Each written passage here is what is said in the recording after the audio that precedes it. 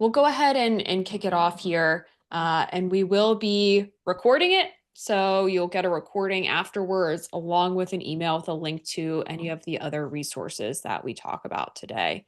So we're talking about sales. We're talking about 90 for sales and how to elevate those sales meetings and rhythms that you guys have internally. I'm joined by a few co-hosts. So I will go ahead and go to the next slide and introduce a few of us here. I'm Christine Watts. I'm head of services here at 90. I've been here for 8 years, started as one of our first full-time employees, but I've been in the business buildings kind of scale growth phase of businesses for the last 15 plus years. So when I found 90 and it was a place where people were coming to create systems around how you actually build and scale and grow, I was really excited about it. So that's me. I'll be one of your co-hosts today. And I'm also joined by Tom. Hey, Christine, thank you. So my name is Tom Brinson. I call myself 90's head concierge. I'm leading our onboarding team. So our onboarding team is really the front line of 90, getting people activated and onboarded to our company. Traditionally, we haven't called it sales, but that's exactly what it is. My background is in business development, building hyper growth startups. Done that for about a decade, about 14 years in the business development realm. I've been with 90 for about 3.5 years, but putting that little 0.5 on there just didn't make a lot of sense. So 3+ years at 90. Awesome. Thanks, Tom. It's been great to have you. So, and we also are joined by our sales expert, Chris, which is really exciting. Chris, why don't you go ahead and give a quick introduction and tell us a little bit about sales acceleration too, while you're there. Yes, thank you, Christine. I have my own company and I focus on helping businesses grow and scale. I'm also part of the Sales Acceleration Network, and we are the largest group of fractional sales leaders in the world. It's a great organization that helps companies grow every day. I've been a sales leader in corporate America and small business for 25 plus years. And I've had my business now for a little over 8 years, and I've been an early adopter of 90. Awesome. Well, appreciate having you here to join us. Here's a quick agenda of what we're going over today. So we're first going to start with really why your sales team in 90. So what are some of those things that people usually observe in their businesses of why they might start with sales as the next round to roll out to after their leadership team? And then we're actually going to talk with a client who's joining us here today, who leads sales and marketing at their company, is using 90, and like get some great experience share from what he has learned through implementing it in his business. And then we're going to go and dive into 90 and talk about some of the feature or function of how you can bring some of these concepts to life to make sure you're using the account to its fullest extent. And of course, throughout this process, if you guys do have questions, throw them in the chat. We'll be looking at and monitoring that throughout. So don't feel like you need to hold anything for the Q&A. That's live and active. Hannah's here as well from our team who will be in there and answering questions as well. Great. So with that, Tom, I will pass it over to you. Yeah, so thanks, Christine. One of the reasons why we're so excited to talk about, 90 cascading into the sales organization is it's one of the easiest places for a company to find that direct ROI and get that immediate impact to the business. We traditionally see that business operating systems start at the senior leadership team level, and then they cascade throughout the organization. And we've also found that it's very difficult to cascade throughout the entire organization. So by picking off one department at a time, it can really ease that lift from the leadership team level in the training, the development, the coaching, the enablement to start to implement some of the structure and process that comes with a business operating system, like EOS or scaling up or even the 90 way. By just segmenting it. And where can we find the most immediate impact? It always comes back to that sales team where we can get them to start to adopt these methodologies. We can start to feel that lift in the revenue of the organization, and we can start to see just all of that start to flow through the business where eventually you start to see other bottlenecking where that's where we start to have to beef up operations and we bring in more folks from that team and potentially roll it out to HR functions and then additional functions. But the first thing we want to do is like build up a really, really robust pipeline so that we can start to fund the implementation of an operating system into those other departments. Yeah, I think that makes, I've seen that so much with clients where they're really thinking about, okay, now if at the leadership team we have this big picture that we've talked about, the sales team is one of those first levers that you can start pulling and like the tangible things you can change and really how to get there, and how to really drive that revenue growth that they're looking for. So tell us a little bit more, Tom, about why teams start with sales. Yeah, I think the biggest one we touched on already is that it's a proven path to ROI. So this is definitely going to be something that takes time and energy, effort, money, investment from the organization. And with the sales team, the direct impact is just so clear. Versus sometimes with other teams, they tend to be more of cost centers than revenue centers in leadership's eyes. That if we can really focus on the revenue centers, then it's a lot easier to go to those cost centers like HR and other departments that don't have a direct impact on business growth in the same ways. Definitely. And I'm curious, like from the group here, we have a poll. How many of you are running meetings with your sales team right now? And I'm curious how that's happening. So are they like a true level 10 that's happening?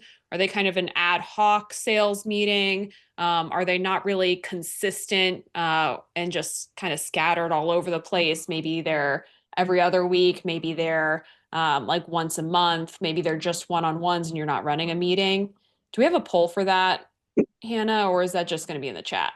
Yep, coming in 1 minute. Okay, perfect. Yeah, and I think this visual on the right-hand side really is interesting to think about because I think from a leadership team, we set these bigger picture vision and company goals. And what we're really trying to do is get the teams, the individuals, the departments to think about what are the tangible actions that they're taking that are laddering up to those bigger goals that we're setting, whether it's revenue and profit targets or it's those other key measurables that you guys have put on your VTO. The sales team is a really good place, like Tom was talking about. You actually have some really tangible pipeline tracking and actions. And so if you can help those people see how they're impacting those bigger numbers, it drives better performance. It drives more awareness, I would say, for those people as they're going into their day to day and thinking about how to make things improve. And Christina, I really So looking at this graphic, it maps really nicely to the vision or VTO page inside of 90, where we can almost draw parallels between that organization and leadership team level to the 10-year target and the 3-year picture. And then as we get into the department level, it lines up closer to the 1-year goals and the 90-day goals and team specific 90-day goals. And so as we start to map out the organization according to your visual here, it just fits so closely to what that vision traction organizer or vision tab inside of 90 looks like that we're operating at different time horizons throughout the organization. And so we start to get into the department level. The time horizon for most contributors at the department level is going to be 90 days to 12 months. And so we can just pull stuff straight over from what we've done at the strategic leadership level into the goals that are going to align with what the sales team needs to accomplish. Like, hey, we need to grow revenue this year 12% or 16% or 25% or whatever. Because if we don't, the leadership level is going to say, we didn't hit this benchmark or this goal that we have mapped out on the 12-month or 3-year picture. that's exactly right. And it seems like a lot of our people here, I'll go ahead and end the poll so you guys can see it. But most of us are running a level 10 meeting, which is great. Maybe we'll get some good insights here as we're going through of ways that you can improve that, add more detail, like Tom is talking about, actually connect your goals between teams and help lend to some visibility there. So we'll give you some good tips and tricks. And then some of our team members are just running an ad hoc sales meeting. It looks like most people have some consistency, but maybe helping hone in on agenda and how frequently those are happening will be helpful through this session. So, and yeah, any other context you guys want to provide in the chat, Dominic, that's really helpful. So trying to run a level 10, but like struggling with some of that momentum and how do you look at pipeline review through those and the sales one-on-ones. And I know even before this session, Chris was talking about some great tactics. So we'll dive into a little bit more of that. Awesome. Well, thank you guys so much. So Tom, I'll pass it back over to you to hit a few of the symptoms of bad sales meetings, which will help tee up like really how we can think about tangibly improving things.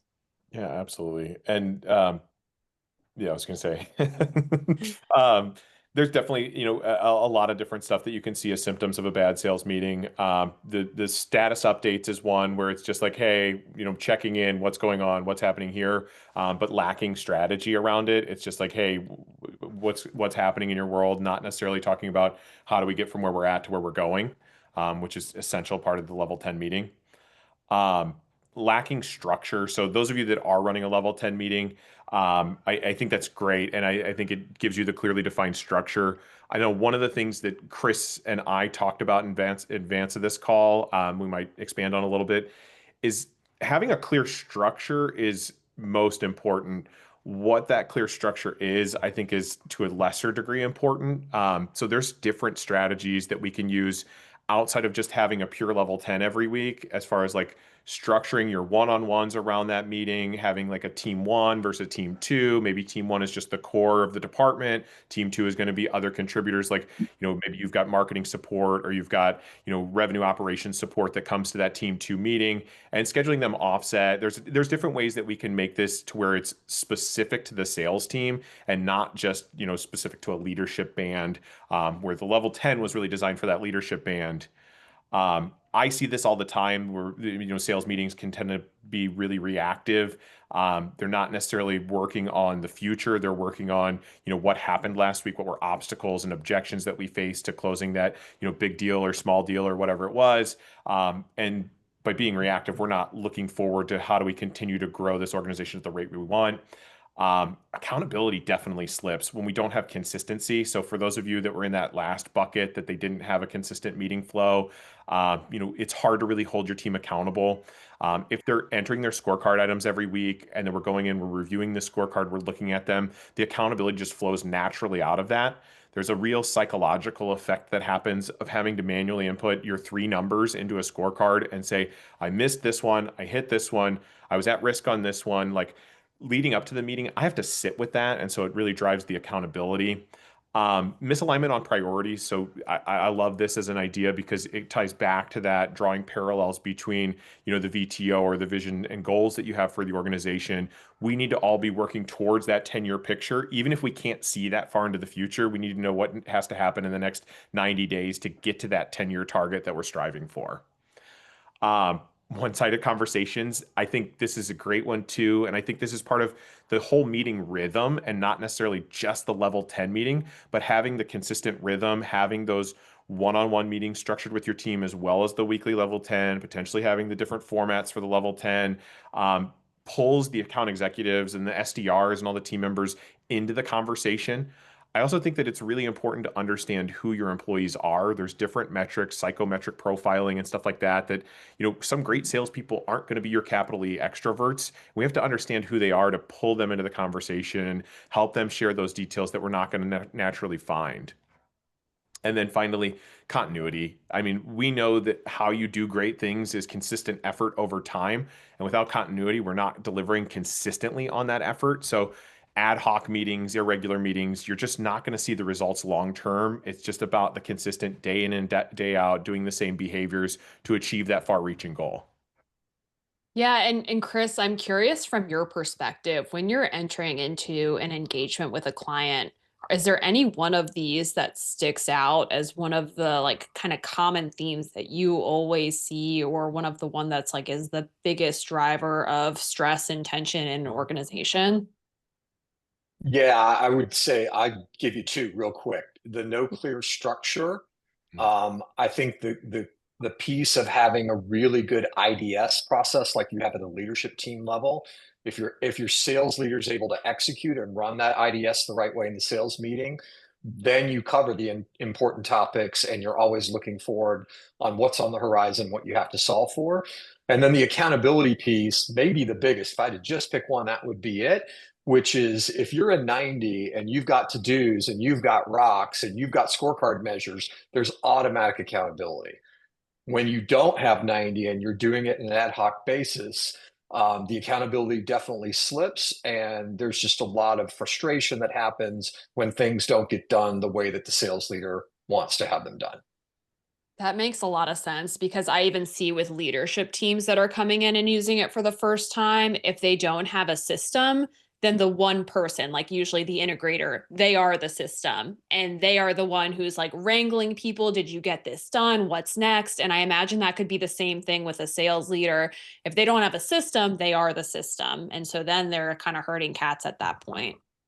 Yeah, I can promise you that the sales leader will have a huge benefit from running their meetings in 90, and it will free them up, to be more of a true leader and not down in the weeds on firefighting everything that they've got to try to do every day. So let's talk about the costs associated here too, Tom.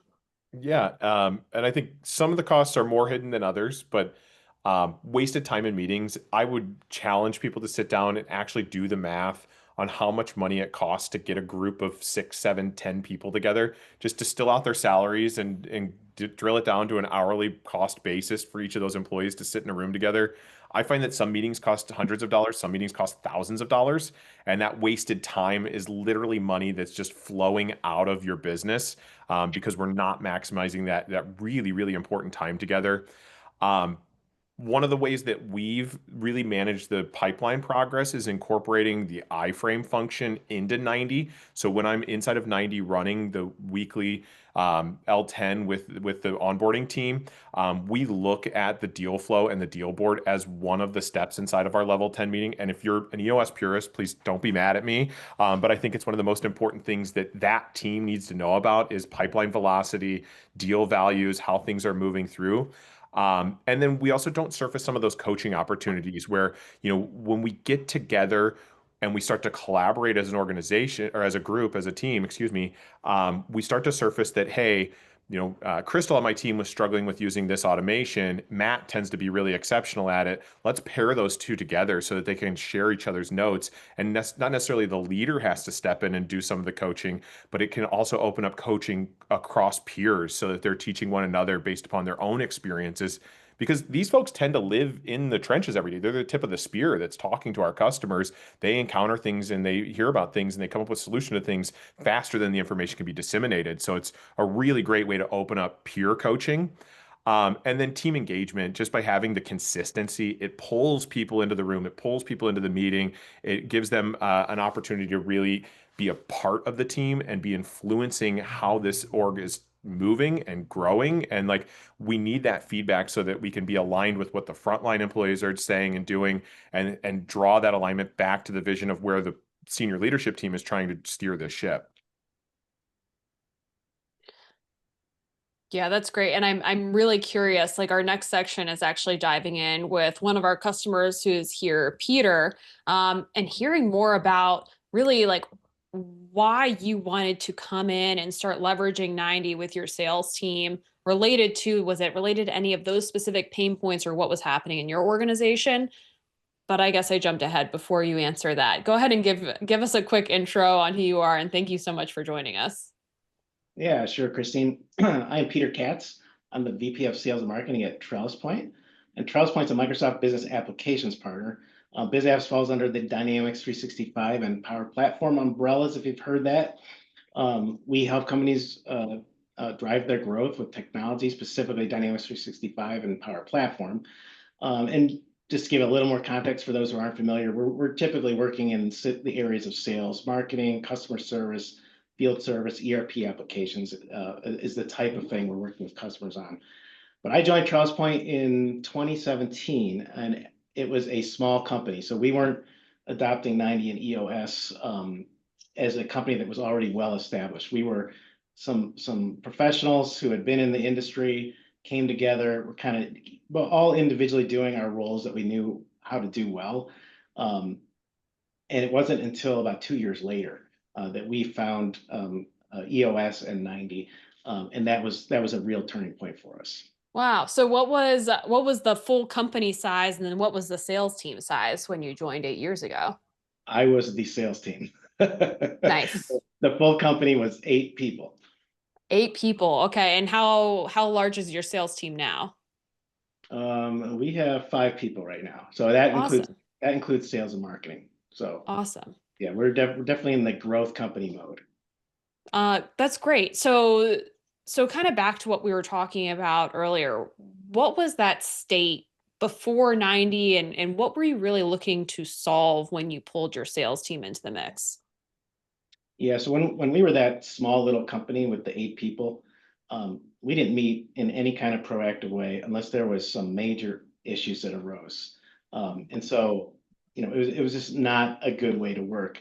Um, we we just weren't proactive at all. But the combination of EOS and 90 was one of the precursors to our actually being able to grow, right? Instead of just a bunch of guys doing what they knew how to do. We were building a model that was expandable, something that we could grow. And so for sales in those early years, it was just me and after I joined, maybe 2 years later, I brought on an account manager. So I was doing new business. He was doing account management. We talked literally every day, almost every hour. So, in those early days when the leadership team was just getting their feet wet with 90 EOS, it probably wouldn't have been super effective. But of course, the team started growing, right?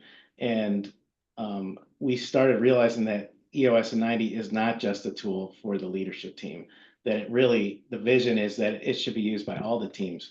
And so eventually we did have multiple sellers, we had pre-sales, we had marketing, and those all fell under me. And we were just meeting on an ad hoc basis. I did pipeline and review calls one-on-one, and actually I still do them one-on-one, and maybe I'll talk about that in a little bit, but we didn't have any mechanisms for proactively raising issues or resolving them. We had no collective accountability, no collective goals on the team. So it kind of slapped me in the face, like, here we're doing great things on the leadership team, but the department is just operating very ad hoc. And so I was the first team at our company, the first department that decided to adopt EOS and 90. And we started using those tools to, run our individual sales and marketing team as a business. Yeah, I feel like that's a story we hear a lot from clients where it's like that when you have two people communicating, you have one line of communication, but then every extra person that you add creates additional levels of complexity. So as you're trying to grow and scale, having that centralized place to really compartmentalize, what are we trying to do? What are we talking about? How are we executing? Makes a lot of sense. As you went through this process of implementing 90, you were the first department in the company. Tell us a little bit more about that. Like what's some advice that you would give to other leaders that are really rolling it out for the first time? Yeah, I have a lot of thoughts about it, actually. So before rolling out 90, I think it's first critical that the leadership team is effectively using the system, right? So if you're using EOS or some other operating system, you yourselves need to really know that system, and you need to know the tool that you're using also. Last thing you want to do is start trying to introduce it to your team when you don't really quite understand it. And I remember when we first adopted EOS, like, we were doing things wrong. We didn't realize till 2 or 3 quarters later, we should have been doing things in a different way. And so you want to work that all out first. Yeah. I would also be super clear with your team about why the tool matters, why you're doing EOS, and not just focus on how it works. And I say this to my customers all the time. It's like, we don't implement technology just for the sake of technology. So it's important to tell people why. I also would as you're starting to introduce it, I would make a point of using the system, not just during the meetings. So the L10 meetings, I would use it during the week while you're interacting with people. Be like, oh, that's a to-do I should put in the system. Or, you know what, that's a headline we want certain other teams to know, let's put it in the system. Just literally make a point of, as you're doing things during the week, to just open up the system and start using it. I think that's super helpful. As far as meetings, I would start with shorter meetings. So today we do an hour-and-a-half meeting once a week, but I would start with like an hour meeting, and maybe it's every other week to start with. I would also not use all the tools right away. I would probably start with just to-dos, issues, and metrics, perhaps. And just getting people used to it is the first step. And as people are getting better, you would slowly start adding things on. So couple things though that I think are super powerful that you do want to add on is like rocks, departmental personal rocks. Right. I didn't do them and I wouldn't do them for the first quarter at least. I think it's good to get people used to it, but I would also say on the other side of my mouth, they're super powerful and you absolutely want to be doing them, right? Now, if you're just adding 90 and you've already been working EOS or some other system for a long time, yeah, then do them right away. But it's something that's a little more advanced. I'd get people used to it first. Quarterlies and annuals are also awesome. And I would also delay those until you're ready, but I would tell everybody that those are what drive the weekly meetings during the quarter. It's like there's nothing better than getting the whole team together and saying, hey, what's working, what's not, just like we do on the leadership team, and saying, hey, here's what the leadership team is telling us our plan is for this year. How are we actually gonna do this? So having those quarterly and annual meetings is huge. I just wouldn't do it right away. But as soon as everyone's kind of pumping on all cylinders, understands the system, I would for sure do quarterlies and annuals. You want to, it's just a rich source of issues to work on. You know, pipeline reviews is another thing. I originally had done them one-on-one with people. And at some point I was like, oh, I'm going to economize things. I'm going to put it right into the agenda for the L10. And it was a disaster. I mean, it was, you're talking about deals with people who are involved in them, and then the other people who aren't involved in those deals are just kind of glazing over. I just felt it was just not a good use for an L10. And so what I do instead is I have a 90 team for each person I work with, and we cover pipeline calls once a week with that 90 team. So it's kind of like a mini meeting that I do one-on-one. And so besides pipeline, we also have issues and to-dos and a scorecard. And the cool thing is you could use that individual scorecard, right, to say, I want to know how many leads did you bring in last week or did you uncover, right? Maybe that's a metric for someone. But each person on my team has that metric on their own individual scorecard. You could roll those up into the department meeting. You could also still show them separately. So salesperson A, you show their leads, salesperson B, you show their sales leads. But either way, you're taking some things you're doing individually and you're rolling them up. And oftentimes the to-dos that come up on the individual meetings are for me. It's like, Yeah. breaking down barriers for somebody, right? So it's just really good for that one-on-one. And I like how it rolls up to the department level meeting. And I'd say the last thing that I would tell people is that you as a leader have to be very careful about people's time. Like it becomes very easy to want to put a bunch of issues in and a bunch of rocks and milestones and everyone wants to solve all these problems, but the number one reason the sales team is at the company is to sell. And if you don't have time to sell, then you aren't really doing the company a service or meeting your goals. And so I found this has been a struggle, is to have to pull on the reins because, someone says, oh, I'll get that done by next week. And I want to say, well, can you really get that done by next week? Because I think you have a lot to do. Same things with rocks, like just be realistic and don't try to solve every issue and do every rock in a quarter. Like you're going to be the one that has to kind of put on the brakes is what I found. And sometimes it's hard to do that.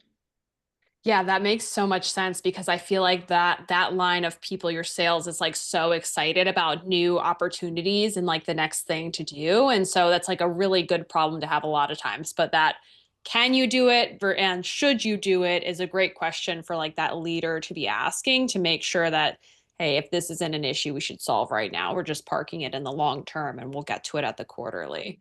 So that Sure. Thank you so much for sharing. I'm curious in the chat if anybody does have a question for Peter too, and I'd love to make sure that you're answering anybody from in the audience as well. But maybe one final thing, you talked about that process. It sounds like you guys went with the approach of leadership team, really set on how we want to operate, then pulling in our sales team and introducing the why and some of the tools like a bit at a time. Was there any point in which you hit like a really big aha moment and like knew you were on to really like something good? Like any specific moments or stories that come to mind there? Yeah, I think so now everybody in the company is on at least one L10. Hmm. And what's been, I think, an aha moment and cool to see is that the teams actually are interacting with each other through the tool. So, whether it's working on a rock that includes people from different teams and maybe there's shared milestones across the teams, there could be metrics shared across the teams. Issues could be going back and forth between the teams, but like a cool example is headlines. We actually use headlines very purposefully, and we didn't originally, but we tell people try to put the headline in before the meeting, put the headline in, and actually give a really good description of what the headline is. And then during the meeting, we go through the headlines and we purposely figure out, well, what should we cascade to the other teams, to our delivery team or to our leadership team or our operations teams, so that they really can understand this issue. And since we have it all well written out, that's like purposeful. Whatever leader pulls that up on their meeting, they'll be able to fully describe that headline to that team. And so in this way, we're kind of sharing some very purposeful communication across all the teams to each other. And something that kind of really drove the aha moment was that we do these newsletters. Sometimes we do them to partners, like we're very associated with Microsoft, and we want to let Microsoft know about what we're doing the last quarter, or an internal employee newsletter, or to customers. And so our marketing team is not able to go look at those headlines, and boil down the most important ones from the quarter for whichever channel they're doing the newsletter on. And it's just super easy now. And if you've ever had to do those types of things and come up with content, you'll know what I mean. But the aha moment was just kind of like, wow, this is cool. We're like using the tool and the system to kind of really communicate with everybody in the company. And we found a way to also use it for external communication. So yeah, it's a great system. It's done really well for us. That's awesome. Yeah, I like recently created a visual for a client that was like, how do we solve issues? And it's like, we can solve it right now with this team. We could send it to another team. And so like all of that functionality is in 90 where I can share it out and other people can collaborate, or it's a long-term issue. And so it's like that idea of being able to compartmentalize and actually work together on that stuff. Sounds like it worked really well for you guys.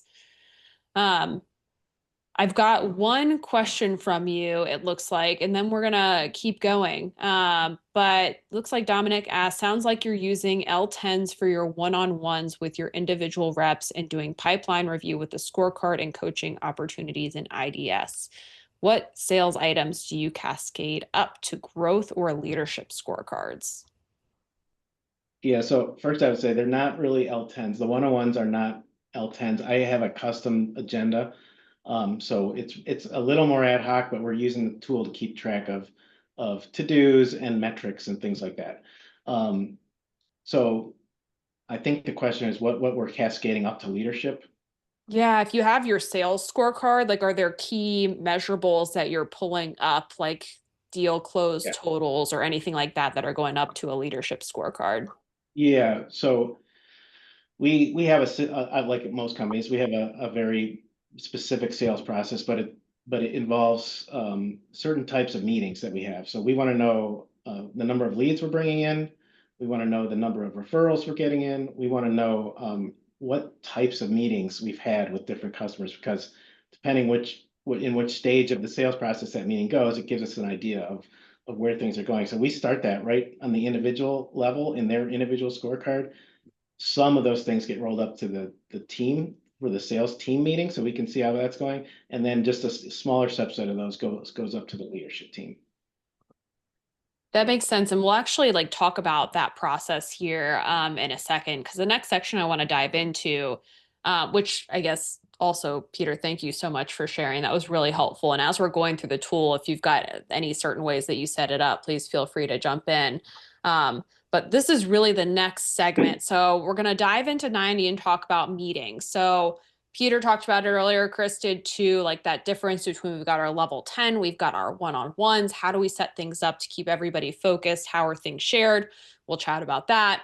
The data side, I saw some great questions in the chat about what people should be tracking on their sales scorecard. And then also getting into some of those things Peter was talking about is we can share measurables across teams. We could even go into some of the forecasting that happens just to give more visibility to what's happening. And then we'll talk about the accountability side too. So there's obviously to-do management, there's rocks, we can assign out milestones, we can include all of this information in people's quarterly reviews. So this is our next three sections here. So for meetings, really what we're trying to do within 90, my visual over here on the right is saying your end state is you've got a quarterly pulse on the business, you've got a weekly pulse, and you probably have green check marks on our SLT meeting is running, our SLT is doing quarterly planning, great. The next level to think about is our team meetings. So our team level 10s and our one-on-ones that happen on a weekly basis, maybe that's bi-weekly instead. And then on a quarterly pulsing basis, you can eventually get to that point where you're doing quarterly planning with your sales team. Maybe you have a VTO built out for sales where you have 1-year goals specifically set that can ladder into the rocks that are happening. And so our mindset here really is getting that steady meeting rhythm, because what you're trying to do is win the week so you can win the quarter, so you can win the year. And so all of our business rhythms and processes are set up in a way that's leading up to that.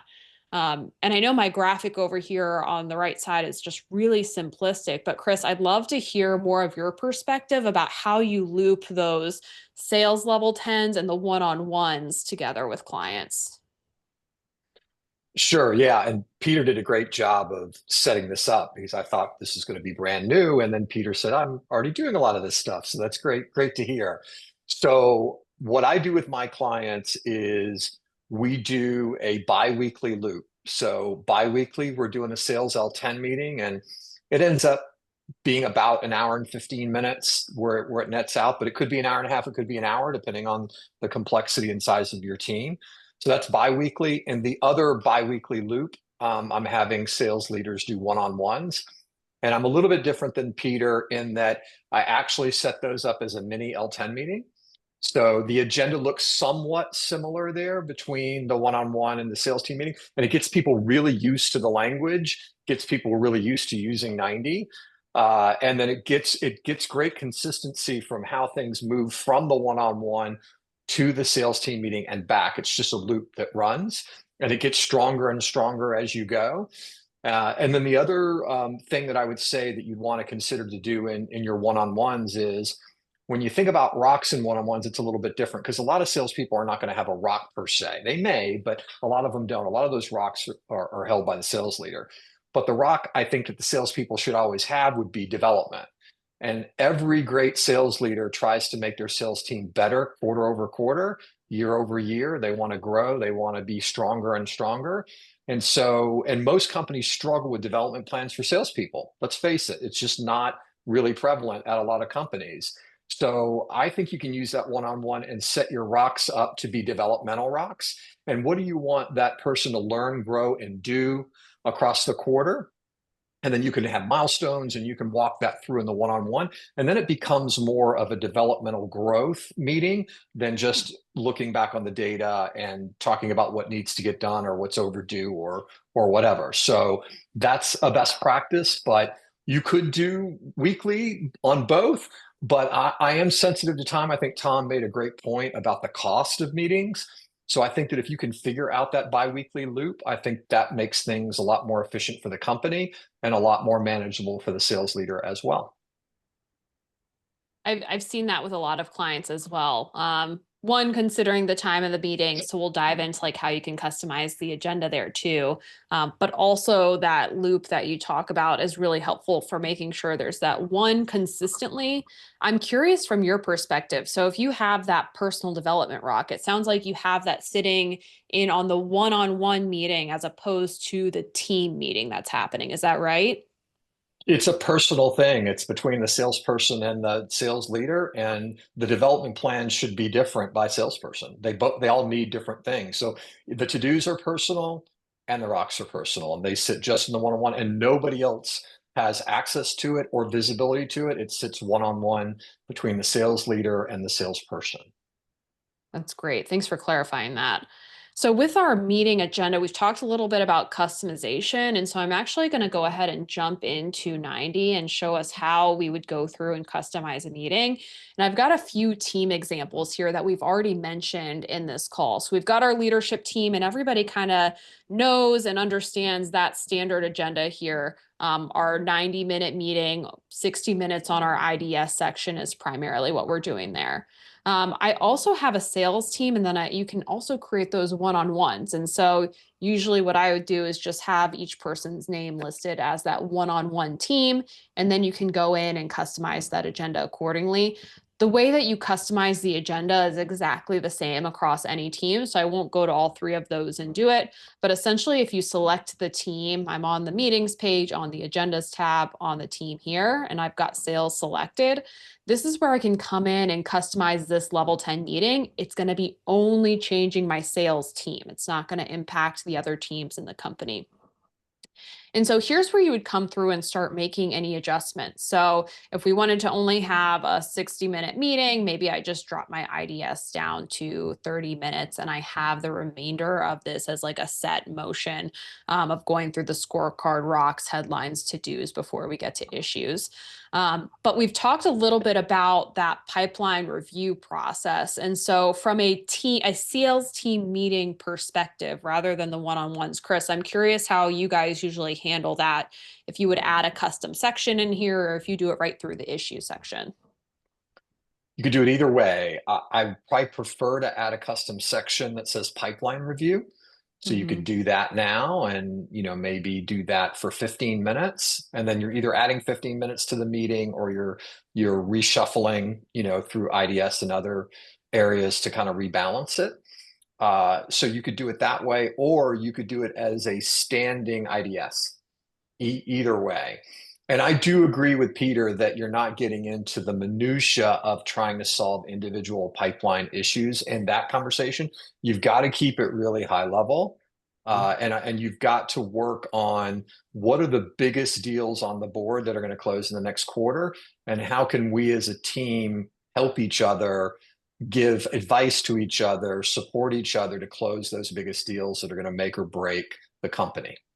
I think for 90, one of the specific things we're looking at in pipeline review, because we are high volume, low customer value, is where our deals stagnating. Like if I notice that in demo conducted, I've got 32 that are in the pipeline that haven't moved lately. That's what we're surfacing through the level 10 meeting. On the one-on-one meetings, then we can get granular about, hey, what's going on with ABC Roofing or XYZ Consulting or whatever company that individual rep is working with. We're just looking at a super high level and saying, hey, this deal stage is getting really bogged down. What's happening? What behavior needs to change? So just want to echo what Chris is saying, that in the level 10, I can't imagine going into each deal and opening it up and asking what's going on. We just don't have the bandwidth. And it's not the best use of our time either. But just saying, is our pipeline healthy? Where do we see problems in the pipeline during that, quick 5-minute, 10-minute review? Yep. And what I did here was I added a custom section. So you would do this down below. And then just like Tom and Chris are talking about, my pipeline review one here, now this is essentially going to be a blank area in the agenda. So I could add, notes over here. But what typically happens is you've got an iframe friendly link. So if I'm using a HubSpot deal board, if I have a Google Sheets view, whatever it is, you can put that URL in here. All it needs to be is iframe friendly, and then that's going to pull up live in the meeting that's happening. So I'll see if that example works. I should have saved a link that I knew would happen. But that's how you would go through, edit the agenda, save it, choose the time frame that you want to stick to.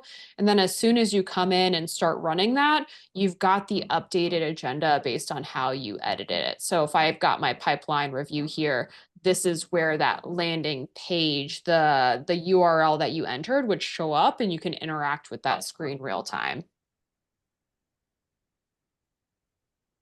The same thing happens as I go to my one-on-one meeting. I'm curious, Chris, if you've got a standard agenda that you're using for a weekly one-on-one.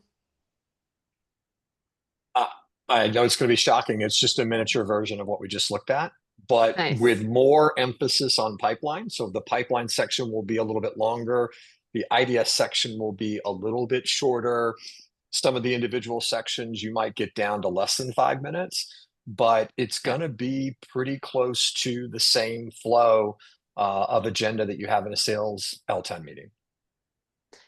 That's great. And I think you guys can see here, I'm going around to a few different one-on-one options. You can really customize that for what makes sense for your company. I love that thought of if you keep it consistent, then they're getting into the flow so that they're more prepared for those team meetings and things like that, and thinking about how they're surfacing things and creating their issues list. From a meetings perspective, I think those are the two things I wanted to cover. And the next thing that we're diving into, and of course, my slideshow stopped for some reason. There we go. The next thing we're getting into is data. And so if you do have any other data questions, I saw a few in the chat already. But here we're really trying to set up a scorecard that is an issue finder, not a problem solver.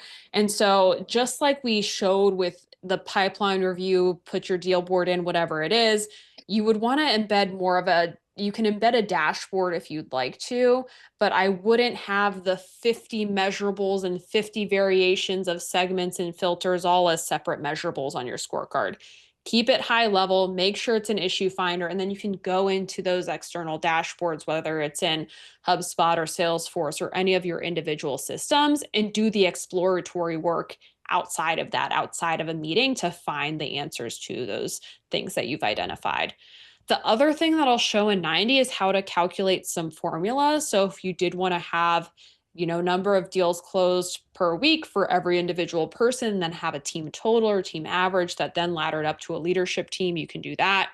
We also have goal forecasting in the system, and all of this is just making sure that that person that owns the measurable can really show what's happening, put notes on that item, and get in the weeds on making sure that that information is tracked really well. Before I get into that, I'd love to pose the question really back to all three of you guys. But we got a good one earlier on. What sales metrics would you include in the scorecard beyond revenue? And then we've got number of sales qualified leads, number of proposals, what step in the sales process, et cetera. So what are some common things that you usually see tracked on the scorecard? So maybe more than common things that we see, one of the things I love about sales teams is their goal is so linear. So we know that revenue is the outcome that we want. So when I'm designing a scorecard, I just ask myself, what happens right before revenue? Closed, whatever, signed contract. What happens right before a signed contract? And then we just keep moving backwards in time until we're no longer talking about lagging indicators anymore. We're talking about those leading indicators that are going to inform what our revenues are going to look like next month, next quarter, next year. But it's so linear that this team is much easier than like an ops team where it's a little bit more convoluted to draw up that perfect scorecard, because we just start with the outcome and then just one step before it, one step before it, one step before it. I would definitely track your close rate over time. I think that's a really important metric to see whether you're getting stronger or weaker and what's driving it. And then I'm a big believer in the EOS mantra of quarterly sprints. I think the sales team should have a quarterly sprint. And at any given point in time, I think the sales team should know what is the forecast for this quarter. And that way, if you've got problems and you're not going to achieve the company number for the quarter, you've got an IDS immediately at that point. And you can take within the scorecard, you can click on that metric, you can create an issue, move it into the IDS, and then go deeper, because the scorecard's not meant to be an issue solving part of the agenda, but the IDS is. So that's another great thing about 90 is the connection between like scorecard metrics and IDS. And then Peter, any standouts for you? I know you talked a little bit about your scorecard earlier. Yeah, the only other thing I think I'd add is we look at our leads. We kind of segment them out in our scorecard. So we get leads and opportunities from various sources. So we want to know like how many are referrals, right? How many are coming in from Microsoft themselves? How many are coming from our own marketing efforts in various channels that we use? So that would be the only kind of layer I'd add onto it, is we like to understand, like, is this channel working or not, and why? That makes sense and gets into the leading indicator. So you're looking at the leads really before they even get into the sales team's hands. So what I'll do is I'll pop over the scorecard here. We had someone point out on my image, I've got weekly scorecard, I've got quarterly numbers, just as a design issue because we do have both options. And so what I'm looking at right now is a one-on-one group here. And so you can put in hours, deals closed, a close rate, things like that. And what you'll really want to do is try and track things on a weekly basis as much as possible. You're trying to move to weekly instead of a monthly, instead of a quarterly, because you want a higher frequency of feedback. So if you're just doing things monthly or just doing things quarterly, you're going to be really reactive. And as soon as you're seeing the things and trying to change the dials and change the outcome, you're already like 3-4 weeks behind of when you could have gotten a 7-day feedback loop. And so that's why we see most EOS companies leaning into the weekly concept and trying to do that across every single team in the company. Chris, I'm curious from your perspective, when you come into organizations, are they already in this weekly mindset, or is it trying to shift people into tracking things more frequently? Yeah, they're monthly at best, and most of my clients. Yeah, you got to try to shift to weekly. And with that loop that I told you about, as long as the individual metrics are updated weekly, then they can aggregate into the scorecard and show up weekly at the sales leadership team level as well. Yep. And we try and make it so that each person who owns an item, Tom talked about this a little bit earlier. If I own something, I'm responsible for entering that into the system. And so before my meetings every week, I've got time blocked out on my calendar Monday morning. I'm going in and I'm adding my numbers. And the reason why I would want to do this, I got to switch to my sales team here, is because, like I said earlier, if you want to track things by person, you can then have a team total. I could make this an average. I could have any sort of formula in here. And so these are all just text entry. They would come in and add their number. It would change red or green based on if they're below or above the goal. And you can even adjust the goal per person. Maybe somebody is in a higher volume territory or different things like that, where that goal would shift. And then my deals closed here, if I open it up down here at the very bottom is where I am enabling my formula builder. And then I can choose the measurables that I'm adding together. Maybe I want to divide this by 3 and get my team average. But then this is just a really easy look. Maybe my sales manager owns this, and then these are assigned out to the individuals, so that I can have a easy number that does ladder up into a leadership scorecard, finance, wherever it needs to live as well. Chris, maybe we can one-on-one offline about this, but what we're doing currently, and I want to hear your feedback, is the individual one-on-one scorecards mirror the team scorecard, and the team scorecard is a simple aggregation of what's happening on the one-on-one basis. 100%. That's the way that I would recommend that companies do it. Awesome. Any questions there? I'm curious if this has sparked anything else for anybody out there.